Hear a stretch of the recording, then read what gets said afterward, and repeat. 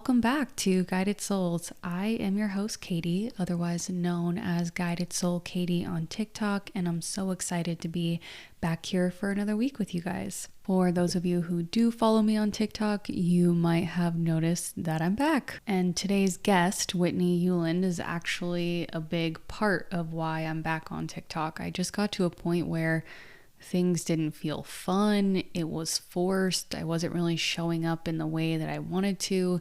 And she actually helped change my perspective on a lot of things and helped me to just show up as me. And now that I'm able to do that, I'm having a lot of fun exploring, how I do want to show up in this world and the content that I want to share. Whitney helps good-hearted people to become famous. So if that is something that you are interested in, this podcast episode is absolutely for you. But if it's not, there's still so many things that Whitney says that are so applicable to our everyday lives. A lot of what we're going to be talking about is this idea of celebrity energy. And it's kind of, that feeling of wanting to be the main character in your own life, but takes it a step forward and just really helps you to be in this energy of being magnetic and having opportunities come to you and having people be drawn to you and getting over your fear of being seen. So even if fame or being a celebrity or that term has never resonated with you, I think there's so many valuable things that Whitney says and offers that can help all of us in our day-to-day lives. Whitney offers one-on-one coaching. She also has a number of different online courses if that's something that you're interested in learning more about. And she has her own podcast called How to Be Famous with Whitney Uland. So if you're interested in learning more about Whitney, the work that she does, and just kind of seeing what she's up to, you can find her on TikTok at Whitney Uland. And I'll also put the link in the bio to her link tree, which is where you can access all of the different ways that you can work with her. Hope you enjoy. Whitney, thanks so much for being here and welcome to the pod. Thank you. Thank you so much for having me. I really appreciate being here. You're so welcome. I'm so excited to talk with you today and learn all about the work that you do. And before we dive in, do you want to just take a moment to introduce yourself and tell me about what you do? Yeah, thank you. My name is Whitney Uland. I am the owner and head coach over at How to Be Famous, and I help artists, creatives, and influencers become famous. I believe that fame is just a resource of people's attention, and it's neither a good nor bad thing, but it's something that you can use to, leverage your voice, amplify your voice. And so I'm really on a mission to help as many good-hearted artists, creatives, influencers, healers to be able to develop that resource, because I really do believe that the world will be a better place once we have more people who are, healers, who are evolved, who have good missions, things like that, having a voice. So it's a little bit like anarchist over here is my whole vibe, but also like empowering people to flip the system and make the world a better place. Amazing. I love that so much. It's such an interesting niche. When I came across your account for the first time, I was like, I feel like I've never heard anyone talk about fame or celebrities this way, particularly when it comes to good-hearted people and kind of just the inherent contradiction that Mm-hmm. comes with like being a good-hearted person that maybe is also interested in having a larger platform so that they can share their like good messages with the world. And it's tough that it's contradicting. So I love that there's someone like you that's out there helping people like me and other people who have, good hearts who want to share their messages with the world. How in the heck did you fall into this niche? I'm so curious. Right. It's so funny. My background is that I'm an actor. And then I studied musical theater and then did on camera. I did a bunch of commercials, independent film, a little bit of television, movies. But I've just always known that I was meant to be famous. And ever since I was a kid, I'm going to age myself here, but it was before the internet. I remember being a 3-year-old, like sitting on my big wheels in like my new house. I have this very specific memory of like pretending that I was doing interviews. And the way that my little 3-year-old, 4-year-old brain or whatever saw that was through acting. And so I think that's, my intuition just kind of led me to follow that. But, Yeah, I love, to your point, to me, I like knew I was supposed to be famous. And I remember the first time that I said that out loud, and it was like, whoa, no, like absolutely not. And I think like even in talking about money is taboo, right? Saying, "Oh, I want to make a lot of money," that's taboo, but like literally no one teaches you how to be famous. Like no one will even admit it out loud that they want to. And so I always say it's like my space is a safe space for you to admit that you do want to be famous. But once I realized it and started talking about it with my friends, it was like I would say, like, I finally was kind of like, no, I think I do want to be famous. And I just noticing how much it triggered people, right? And how people's reactions were just like, yeah, but you don't really, or like that could be dangerous, or like, oh, Hollywood's a bunch of weirdos or whatever. So that's kind of was like going on in the background, I guess. But meanwhile, as an actor, I just was in this space where I was working so freaking hard. Like I was, if anyone doesn't know about this in the acting industry, you have like all of the television or Broadway roles, those are all union jobs, but you cannot get into the union until you have a union job, and you can't audition for union jobs until you're in the union. It's like the most catch-22 thing in the world. So I was waking up at 4 a.m. every day, going downtown in New York City to try and get seen for these auditions, and just like seriously working my ass off. Meanwhile, making $12 an hour working at a front desk and nannying and just doing like 85 side jobs. At some point, I'll write a memoir specifically just about all the weird ways I made money in New York City in my 20s. But like, it just was like, I realized I was like, I'm working so hard. I know I'm talented. I have a degree in this. The people that I went to school with are just as talented as me. I'm just as talented as them. And yet they're popping off and I'm not.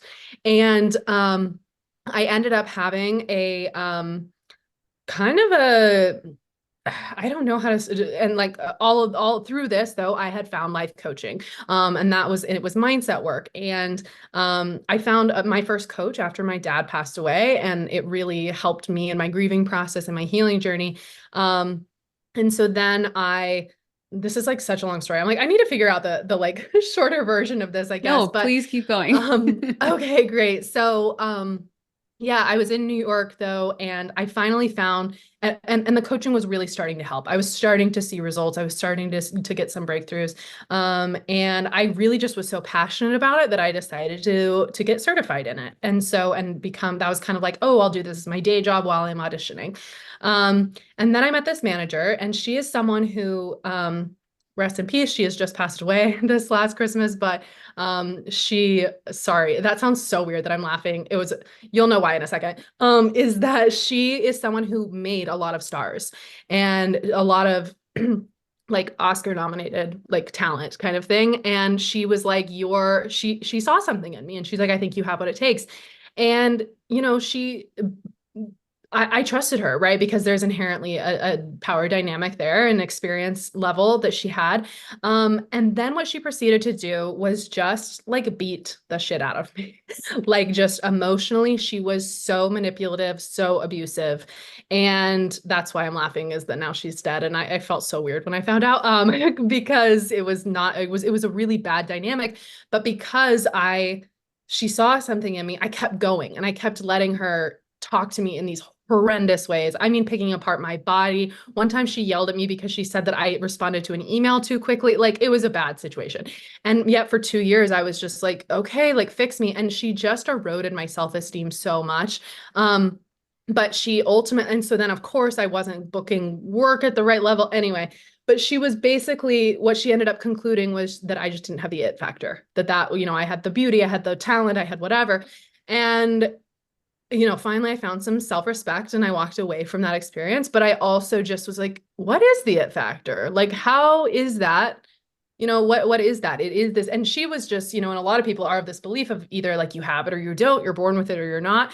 But I really went on a deep dive of being like, what the fuck is this? And, pulling that together with the coaching background that I had, and discovered what it is. And so now I teach my clients how to develop the it factor, which is what I call celebrity energy.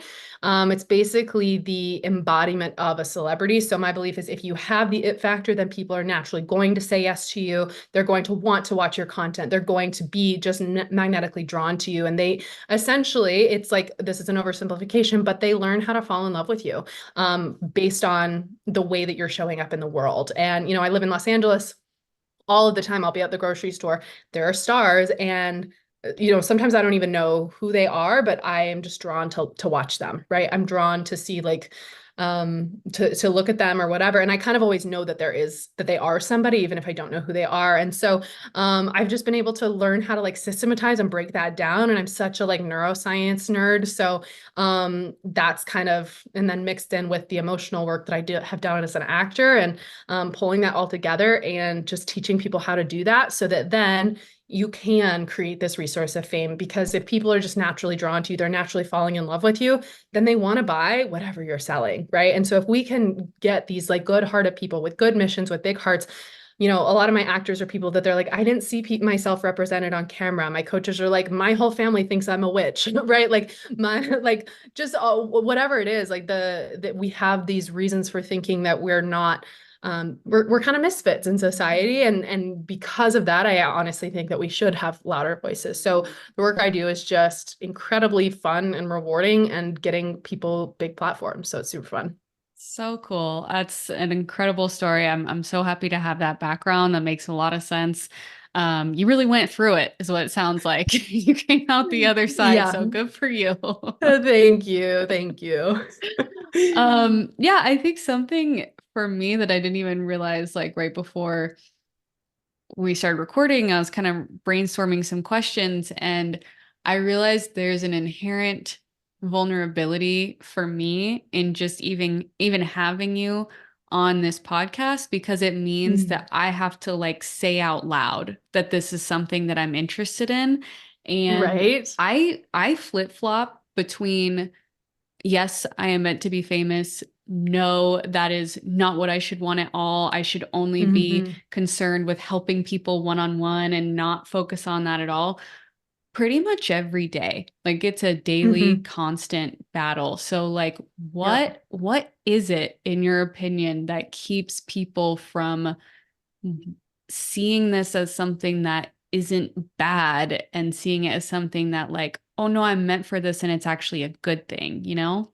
Yeah, no, that's such a great question. I love that you already have that awareness of your brain like flip-flopping. So this isn't a direct answer. So pull me back if I, you might have to cat wrangle me a little bit, but I think what we really want to get to at the root of it is why our brains reject it, right? And so there's three main reasons. So the first one is and these all come down to, again, the neuroscience, the way that our brain works. So I'm going to use the words like soul or intuition, and then there's our brain, right? And our brains, like if you think about like as a species, we've evolved, right? We've evolved as a species, from cavemen, cave women, right? And a caveman, cave woman's job was just stay alive, right? It is literally a protection mechanism to not disrupt your tribe. Because if you think about like a caveman, if they went out on their own, they're going to be susceptible to bears. They're going to have to find their own food. If they get injured, no one's going to be able to take them back to base camp, whatever.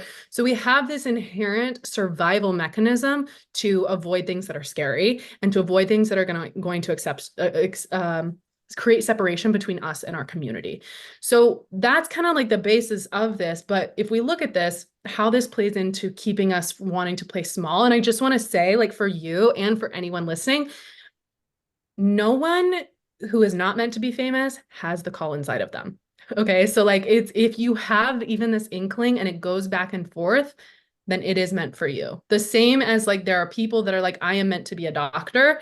You are meant to be famous. And it's really hard, especially, and this is when I'm working with people who are, like I'm a white woman, but I'm a queer white woman. I grew up in a cult. Like there are some weird things about my story that have made it hard for me to see myself represented. Most of my clients are in some way, shape, or form coming from different stories, whether it was a home of abuse, whether it was, whatever it is that taught them to play small.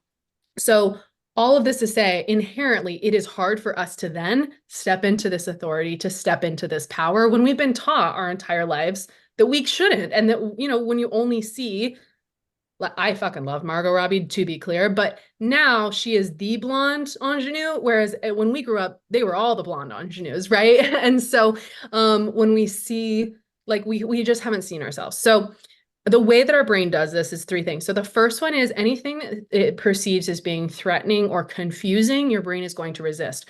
Now, if I were to ask you to close your eyes and imagine a million people, you probably can't. Like the most that I can imagine is like SoFi Stadium when I saw Taylor Swift like that, like 80,000 people. So our brains perceive a million people as confusing and then also potentially dangerous, right? Like we see the world, especially, with the internet, we see that the world can be a scary place, right? And so that confusion and that potential threat makes our brains be like, I don't want to be perceived by massive amounts of people. Now, the second thing is society. So this could be as simple as my family doesn't understand what I'm doing, right? So unless you, like, let's say someone is like, I want to be a famous actress or actor or influencer, unless your parent had that job, it is inherently going to seem threatening to what your community does. So, like if you were to think about what your parents do for a living, even if you don't want to do it, my guess is you could and you would figure it out because at the subconscious level, your brain perceives it as safe. Now, that's kind of like the most like happy scenario of society. But then there's also, again, these marginalizations, people saying, oh, there's that whole idea of the witch's wound, right? Where it's like, oh, your spiritual gifts, those are a no. Like we're actually interested in math, right? Or the stock market or masculinity or whatever it is. Or we're not interested in people that look like you. So anytime, and then also we have, our Western culture is very rooted in deep, like built upon Christianity, which does at times I'm not religious, but and so I'm not trying to speak out against people who are, but it can lead to this like, oh, you're not humble, right? If you're wanting fame. So again, that's going to create a division if you want to go after your goals between you and your society, which your brain is going to perceive as a threat. Now, the third thing is trauma. Now, this can be big T trauma, but it can also be little t trauma. So anytime that you were in the spotlight and it led to something dangerous. Anytime you felt your privacy was violated, this could be you were the gifted kid and you didn't have a space in school, right? It's like how people are just now realizing that Timothée Chalamet was like a weird theater kid, right? Like it's like he was a weird theater kid at one point and now he's a celebrity. And a lot of us as artists creatives didn't feel like we did feel very alone growing up. Or something I hear a lot is, if you outshone your siblings, if your sibling is someone who, like my sister is just as like growing up, we were like neck and neck, always both very talented as singers. But then there was a point where I surpassed her and she was my older sister. And so I ended up making it, I was an all-state singer in the state of Texas. And that was really hard for my sister because I was, younger than her. And these little moments that teach us like, oh, it's not safe to shine, right? And that's kind of like the equivalent of a kid touching a hot stove and being like, oh, that's hot, then your brain is just going to say that we can't have this and we shouldn't want this. So our brains are going to find these, those are kind of the big three, but it's like your brain is going to find any way to keep you from going after an audience. So, and going after fame, going after, whatever that is. So I think that's kind of the first thing. Coming back to your question is like the first thing we have to do is just get your brain on board with realizing that it is safe to want an audience. There's nothing inherently wrong with you. And part of that comes back to, your definition of fame. And I think in the past, a lot, like the people who are the most likely to say, I want to be famous, sometimes they're just the least self-aware. They really are. There's for my personal life, I've been doing a lot of reading about narcissism. And I have found that narcissists, for example, they also are like, I want to be at the spotlight, but it's coming from this place of not considering anyone around them. Whereas for the artist, for the creative, for the healer, it's, I feel like I should be in the spotlight, but that feels weird. And I'm thinking about how other people are going to perceive that. And so it's kind of like this dichotomy where it's almost like the yin and the yang, where it's like there are two different reasons for pursuing fame. And yet the people that fall into that first category are going to be the most likely to pursue it, and the people in the second are going to be the least likely. So I think it just comes down to like getting really clear on what fame actually is, what you want to use it for, and really just like I feel like the biggest transformation that like most people get when they find me is they're just like, again, I didn't even think it was safe to say out loud that I want to be famous. And so just seeing like, what that there's actually nothing wrong with wanting that, and it's actually a gift. And I like to say your desires are your dharma. So anything that speaks to you is meant for you and is going to lead to your growth, to your expansion, and ultimately to like healing the people around you. Yeah, yeah. Oh, that makes so much sense, and it's interesting. I didn't even put two and two together that there was a part of me that was like, oh, if I have this, it's gonna make others feel bad.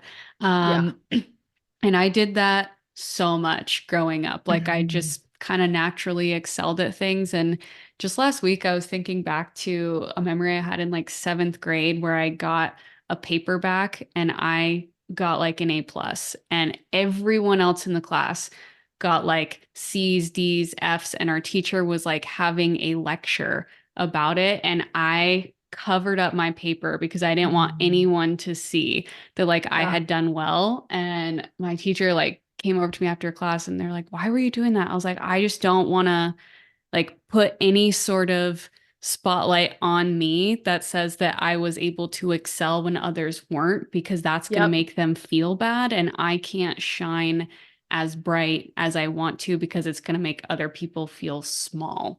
Yep. And I think I've battled with that my whole life. It makes so much sense, and it's super common to hear that. And it's interesting too because there are like the way that I see, and I'm not speaking for you, you can tell me if you're like, I've never thought about, but something I see very commonly, is like, and these are just again, so another thing is, as creatives, our brains are going to find any strength, and well, this is just all people, is find your strengths and use them against you. So for you, you're creative. I'm creative, right? So our brains are going to find almost creative ways of self-sabotaging. Whereas like for you, it was like, oh, there's this positive test score, but I'm going to make it a negative because it's going to create that separation, right? So it makes a lot of sense. But the one of the ways that I see this playing out, and like I hope it's okay that I just speak on, racial issues, is like I see on the one hand people of color saying, I've never seen myself represented, so it's not safe for me to. And I see I'm a white woman, right? I see a lot of white people saying, well, I don't want to take up the spotlight because we've already taken up way too much of the spotlight. And so I want to play small. And so the reason that I'm saying this is that our brains, it's like, I've heard all of it. People are too old to get started. They're too young to get started. They're too white. They're not white. They're, like literally everything. And all of this, though, the through line is just that your brain is going to perceive you stepping out as kind of like you stepping into a coliseum unarmed, right? Like that, it's very exposing, if that makes sense, just to be seen in that way. And so really the work to overcoming this is overcoming that fear of being seen while you're shining, right? And while you are in your zone of genius, and helping your nervous system feel safe in that spot, that's where that like magic comes in, where people are able to really connect to you, if that makes Yeah. sense. Yeah, absolutely. And how do you do that? Is it just like exposure therapy? You just got to do it, and because that's what I've No, been doing and it's hard. it doesn't work. So, well, it has not worked for me. So the reason that I don't think it works is because, and maybe this is just my clients, we are all sensitive little weenies, right? Like myself included. But I think that that's in our, again, that's our weapon. That's our biggest strength, is our emotional sensitivity. Now, I do have one of my favorite creators, and she's actually taken my course, but she has a whole thing, and this is her catchphrase, is trolls or tools. And I'm just like, that's so funny, but I will never be able to do that. Like I am not someone who will ever bait for trolls because I am actually too sensitive to do that. But I think that with that being said, exposure, so with whatever your product is, whether it's a coaching program, whether it's a session, whether it's your art, it's essentially an alchemized version of your consciousness. So you've taken something in the world, you've alchemized that into something, and then you're putting that out into the world. Now if so it's kind of the positive way of me saying you're selling your soul, right? Because it's like you are actually taking your soul and putting it on display for people, and asking and putting it out there to help people. So if, with that being said, if your body and your nervous system feel afraid doing that, then it's actually being dimmed down and you're actually not doing it at the biggest potential. So the way I like to think about this is kind of like I call it like an energetic body odor. So what this means is like, you know, if you've I know you mentioned you're married, but like if you were in the dating game, right? You would go on a date with someone and they could be saying the right things, they could have checking all of the right boxes, but if they're desperate, you're going to be like, this is so weird. And like someone can literally even say the exact same words and it's going to have a completely different meaning depending on the energy with which they say it. And if they're desperate, it's because they're having these fear thoughts, right? Of like, what if I don't find someone? I need this person, you know, whatever it is. The same thing happens when you are transmuting your consciousness in a way to reach out to other people. People can't fall in love with you if you're in that state of fear. So what ends up happening a lot if you've tried to just be like exposure therapy, just put myself out there, what ends up happening is then you hit a limit and then your nervous system is like, no, we just got to back out. So it's really common. Like so many of my clients are like, I've started and restarted my TikTok or my Instagram like 6 times and I keep deleting it. And something that's also interesting. So we all have, I like to call this like our energetic like threshold is kind of like a thermometer. So I'm sorry, oh my God, what are they called? A thermostat. So what that means is like if you have a thermostat in your home, then it wants to maintain an equilibrium temperature threshold. So if it gets too hot, then the air conditioning is going to kick on. It gets too cold, then the heat's going to kick on. And the reason it does that is just to save energy. Now, our brains do the same thing with how much we are willing and feel safe being perceived at. And so this is where, for you, for anyone who's listening, if you're like, I've started a following, but I can't break past that 100K, that 10K, whatever it is, that's usually because that's the number that for whatever reason your brain has perceived as being safe. So for me, I have absolutely no fears on TikTok because to me, that just feels like showing up and like, if I'm being honest, it's because my mom isn't there. Like it's 100% because my mom is not there. And yet on Instagram, I have been capped at 18,000 followers for like 4 years now. Like it makes no sense other than energetically, I do not feel safe being perceived in a larger way there. There's also a lot of people from the cult I was in that still follow me. Like there's a lot of my past tied into my Instagram, so I don't feel safe there.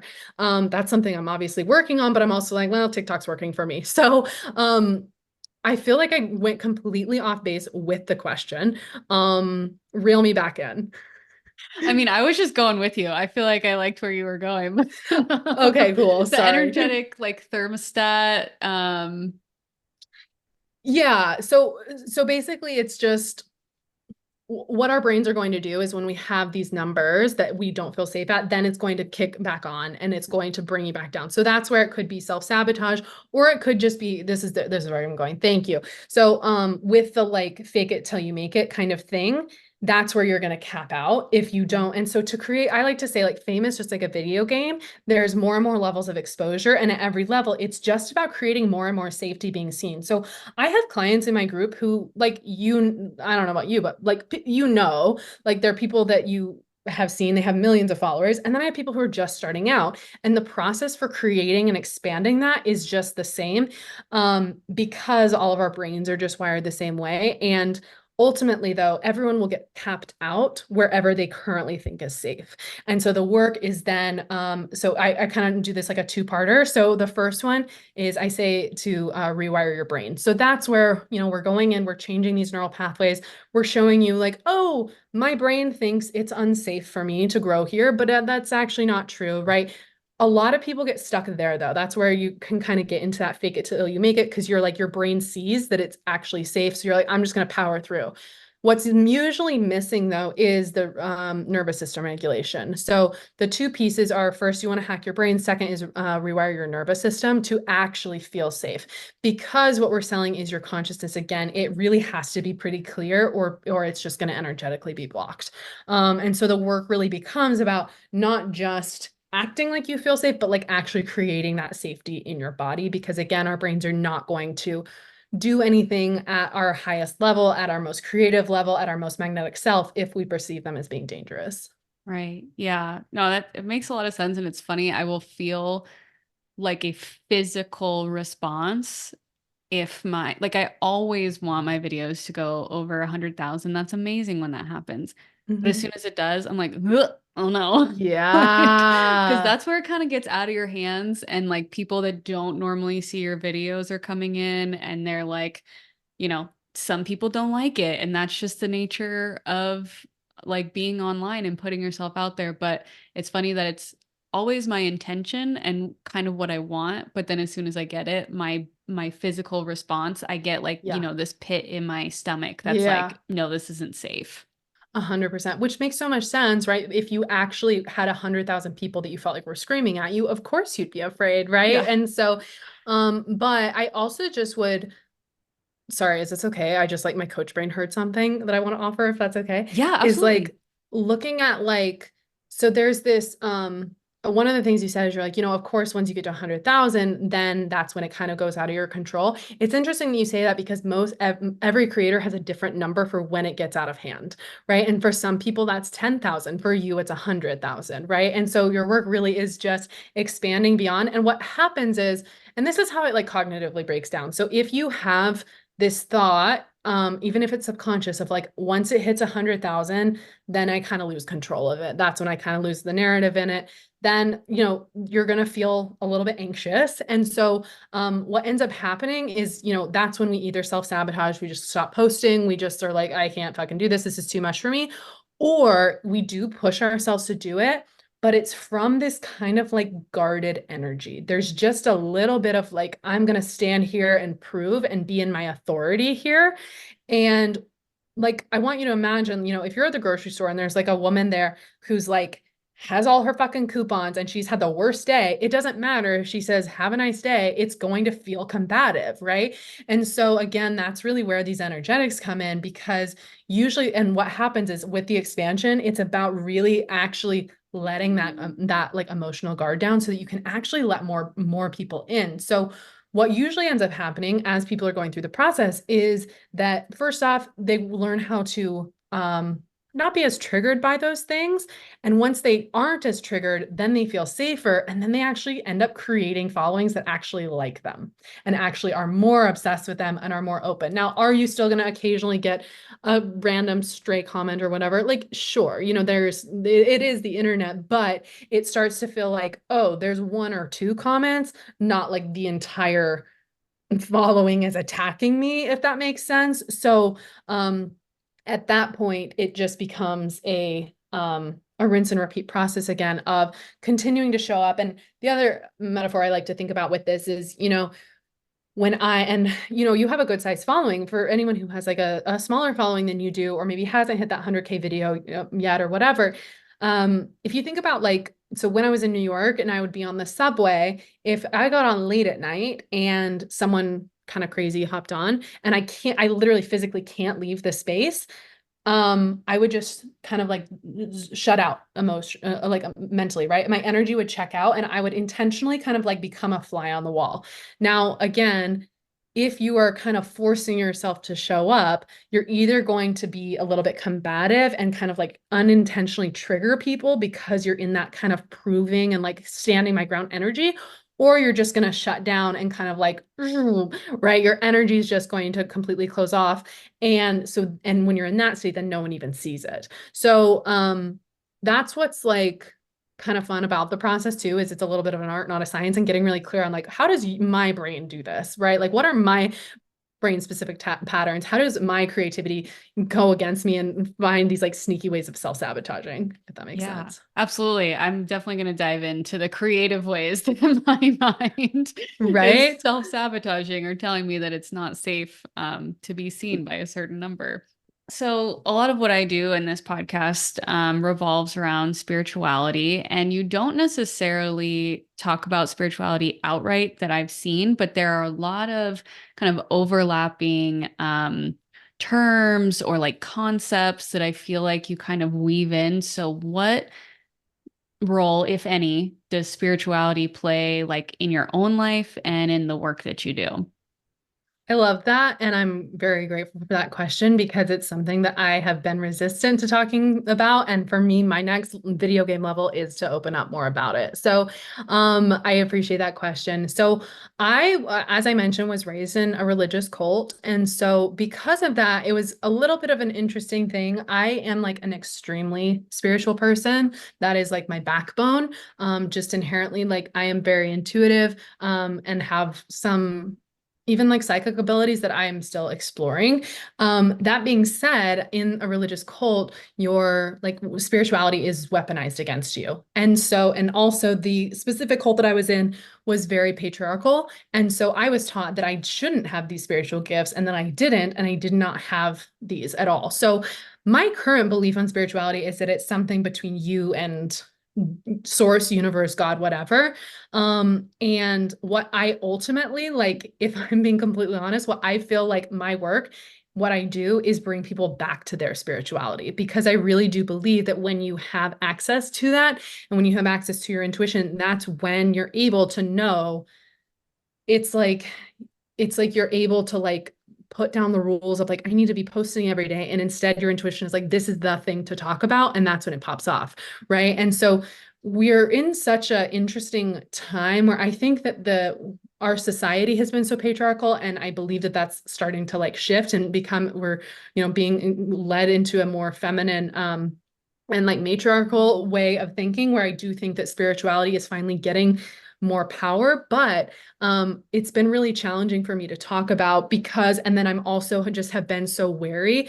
Whereas in the cult that I was raised in, it was taught this is spirituality, this is how you can access it, this is, these are the rules to it. And also it was like, you're able to pray, but these are the answers that you will be given. And that's not spirituality, that's manipulation, right? And so that's been something that's like, and my family is all still a part of it, and so that's why I really struggle on Instagram, and yet that is at the core what I'm doing and what I'm teaching. But it's been something that I don't even, when people are like, "Tell me your life story," that's probably the basis of it, right? Like, I was in this cult, and then I got married into it, and was really trapped by it and abused by it, and so. But it's been something that it's been hard to talk about because of I've seen how damaging it can be when people step out as spiritual leaders and they're just using it to manipulate people. But at its core, yes, like so I would say the work that I do, I really do try to balance, and I try and use the words intuition just because I think it's a little bit more approachable to people. But I do blend in a good amount of like, I try and use neuroscience to lead people back to their spirituality, if that makes Yeah, sense. it does. And I think it's funny that you're kind of being guided to open up more about your spirituality. I'm almost being guided to like take a step back so that I can reach more people who aren't already like deep diving in the Mm, spiritual world. So I kind of like that you're able to sort of sprinkle in these topics and introduce them in a way that's like approachable to people where they're not going to immediately be like, oh, this is really spiritual and weird. I'm just going to keep scrolling, you know? So I feel like for that's sure. that's a really cool balance. And I think it's awesome if you're going to open up about spirituality, a little bit more. But I do think it's cool that you can be a bridge for a lot of people as well. A bridge is like that's actually like such a good word. Like that honestly does feel like my dharma for and kind of like a channel, but even like I'm a bisexual person and like I don't know, for me like I just feel like I've kind of always been kind of bridging between communities, bridging between, worlds and stuff. And so for me that is my like I actually have my only tattoo is the moon and the sun like coming together, and it's a riff off of the divine feminine of like, the perfect alchemy between the masculine and feminine energy. So I appreciate that reflection. So cool. I love that so much. Um, I think a lot of people, well, one, it's interesting. I didn't know that if you have the thought, oh, I'm like maybe meant to be famous, then you are. Like, not everyone has that thought. I didn't know that. But because there are some people that don't think that, but they maybe do have a fear of being seen still, Mhm. like, can they still apply some of these concepts in their lives, even if they, have no intention of putting themselves out there? on a global scale, but maybe they just want to put themselves out there like at work or in their local community. 100%. I was just talking to my sister about this yesterday. She was just diagnosed with autism, and it's that diagnosis has been so helpful for her. And ultimately, again, a lot of this work is about making peace with who you are, your mission, your dharma, and feeling safe in that. And so it's been what she and I were kind of talking about is that as she has made this realization of who she really is and stopped judging herself and shaming herself for the different ways that she just didn't fit in, she's naturally become more magnetic. And so it's really cool just to see like, I mean, I really am a believer that like celebrity is just that identity. It's just that embodiment. And even if like for me, like it is fun to have a following, but the ways that I honestly use my celebrity the most is in my day-to-day reactions. Like I and like right now I'm reading the Four Agreements, which is it talks a lot about this, but it's like you are just going to be a mirror for like what you receive back in the world. And so when you tap into this celebrity energy, it's this magnetism, which again, it just is who you are at your most authentic state without fear. So for me, like I honestly feel like I thrive the most going to the grocery store, picking up, whatever, and picking up my dog, like at my kid's daycare, just like things like that. And so yeah, even if it's something that you're like, I don't even feel like I need to scale my consciousness, but I just want to, like for my sister, it's like she wants to make more friends. And now that she's in the state, she's attracting a lot of relationships. And so now she's finally in which she never has felt like she could. And so now she's kind of at a place where she feels like she can sift through and be like, oh, what would be a healthy relationship? What's the kind of relationship that I want? And so, yeah. And I even like one of my favorite clients, his name is Eddie, and he's the best, but he came to me saying like, I want to work on some acting goals. He signed up for my program. 10 days later, he was like, so I booked a commercial, a recurring role on television, a movie, and I got a new manager. Now what the fuck do I do? And so we just started working on his dating life because it was like it's a 6-month program. And he's like, I really do want a girlfriend. And now he has this like amazing girlfriend and stuff. So it's like it really is, again, it's that ability to just kind of to make people fall in love with you, which they're naturally going to do when you're showing up in an authentic way. And so that's really something that you can learn no matter how you want to implement it. Yeah, so cool. So I think, did you say being your celebrity is like being who you are at your authentic core without fear? Is that Yeah, right? Okay. exactly. Love Yeah, that. there's kind of this idea in the acting world that you never want to do a scene with a baby or a dog. And it's not because they're annoying, it's because they will, what's called pull focus, meaning everyone will just want to look at them. And the reason, and now, I have a baby, it's like, it doesn't matter if my energy is shut off, his is never, right? He just attracts everyone. And he is a beautiful child, but it more is just that we're just drawn to someone who is in this, it's like I call it like a hyper present state. The more awake you are, meaning the less fear that you have, the more present you are, the more magnetic you're going to be. And you're going to start seeing it. It's fun. People are like, how do I know if I'm in it? And I'm like, because people start treating you differently. Like they really do, like in a positive way. And it's very reciprocal, right? I had this, and I feel like sometimes it gets lost in us again because of Western society. But I was in a store once, and I feel like now, again, celebrity energy, you're just creating more of it and at more levels and being able to hold space for more and more people. But now I practice it so much that even if I feel like it's turned on, or turned off, it's kind of my natural state. So I had a day that I was walking through a shop, like the mall, and I went into this store and I realized it was not in my price range. And so I just like did a quick lap and was walking out. And the store owner, who was somewhere from the Middle East, and the reason I say this is because I think it's more prevalent in Eastern religion and spirituality and things like that. But he just came up to me and he said, "You have such a magnetic energy." And he said, "Thank you for coming into my store. Your energy shifted mine."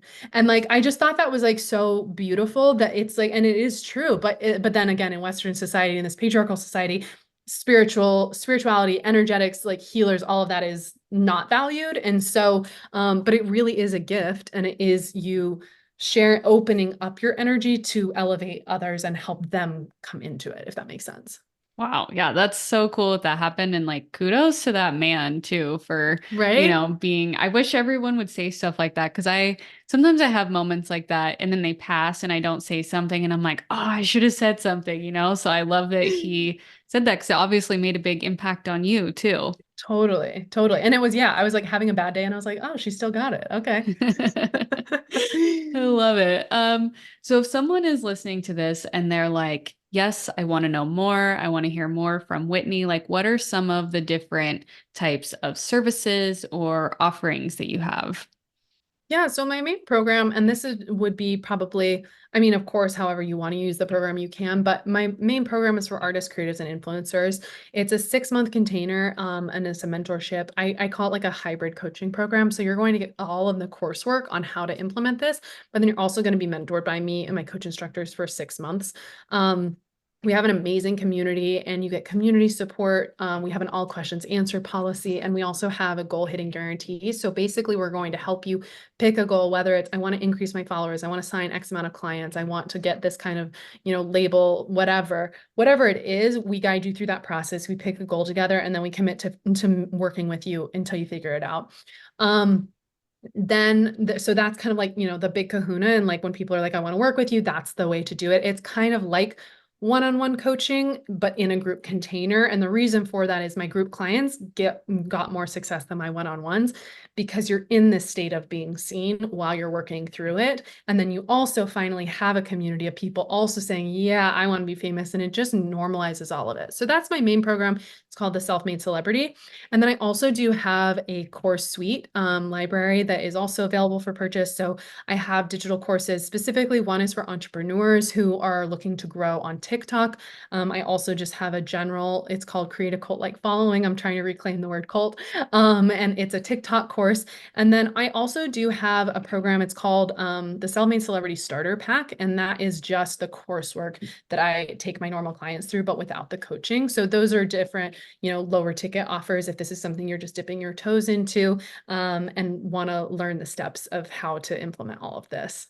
So cool. I love that. And I also I know we kind of talked about how you fell into this niche at the beginning, but I guess what was the moment where you realized like I want to make this accessible to good-hearted people and like that was Mhm. something that was missing?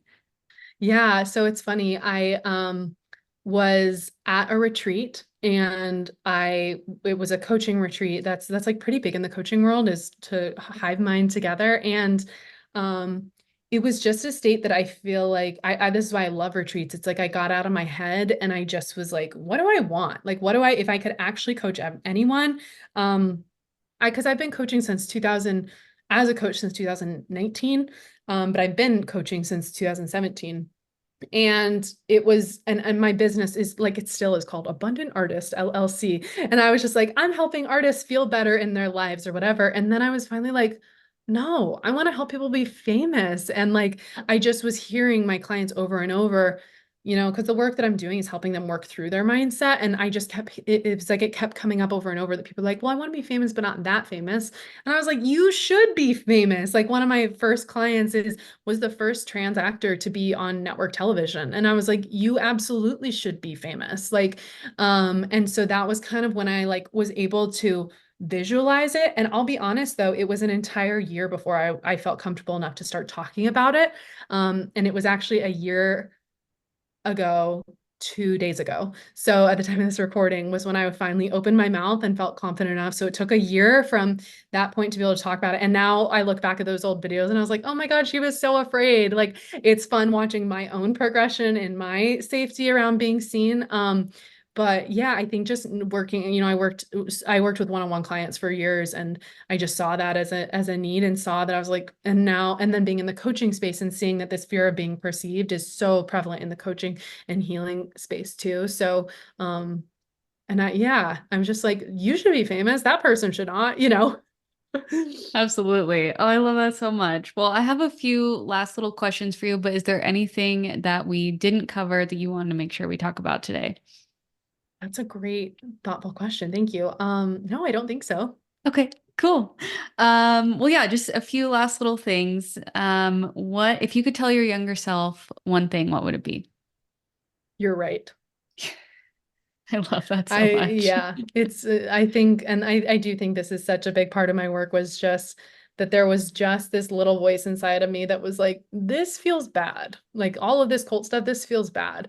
And yet, and like as a kid, it was really easy for me to be able to bet on the, like I'm currently living the life that I imagined as a 3 or 4 year old, right? And but I had no evidence. There was no reason for me to think that I did not come from wealth. I did not come from, I grew up in a small town in Texas as a little, oh yeah, my dog is here. Wait, do you have a Um, Cavalier?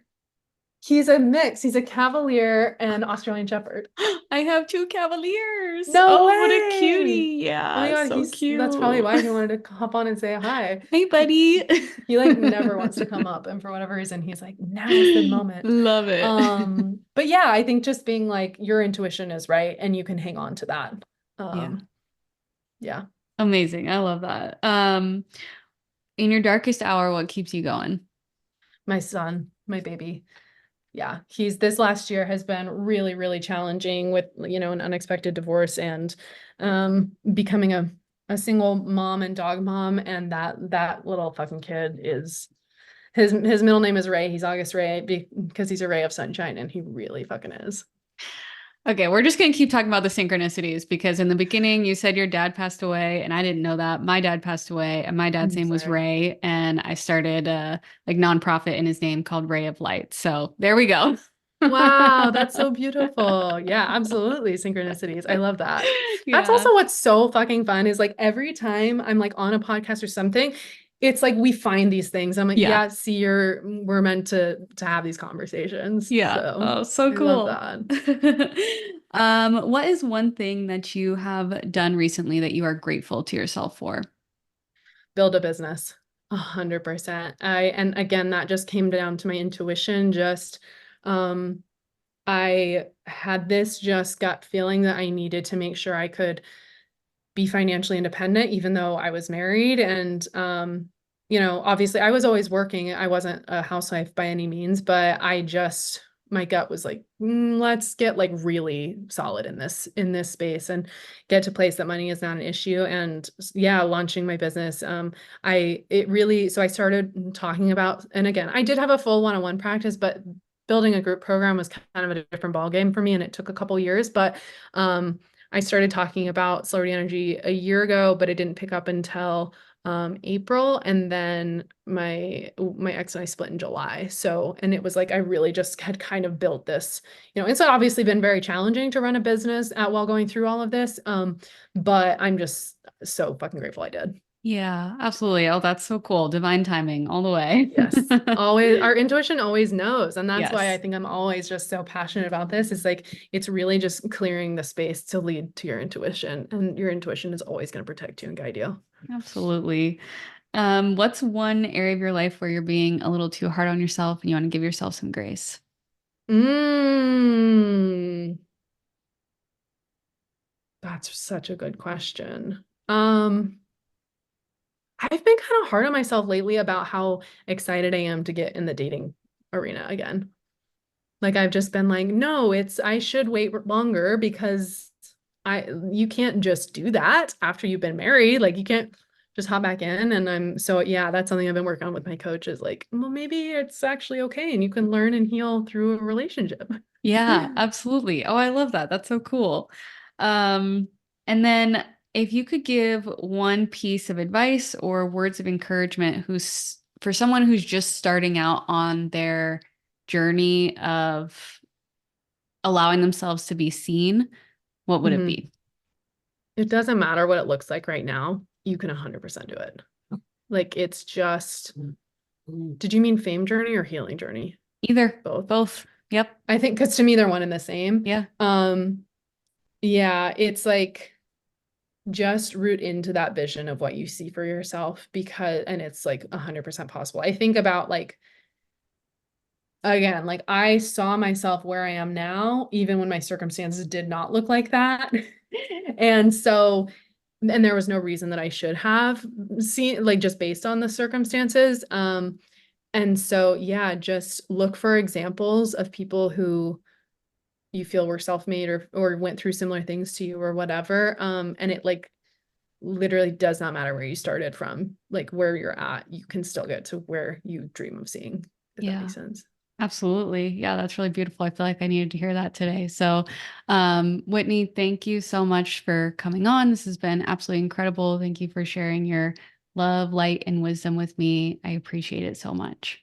Thank you for having me. This is so much fun. That wraps things up for this episode of Guided Souls. Thank you so much for being here with me today. I know that I received so much wisdom and really just like fun things that I'm excited to go try after speaking with Whitney. So I hope that you can also take the bits and nuggets of information that she gave us to tap into your own celebrity energy in your life.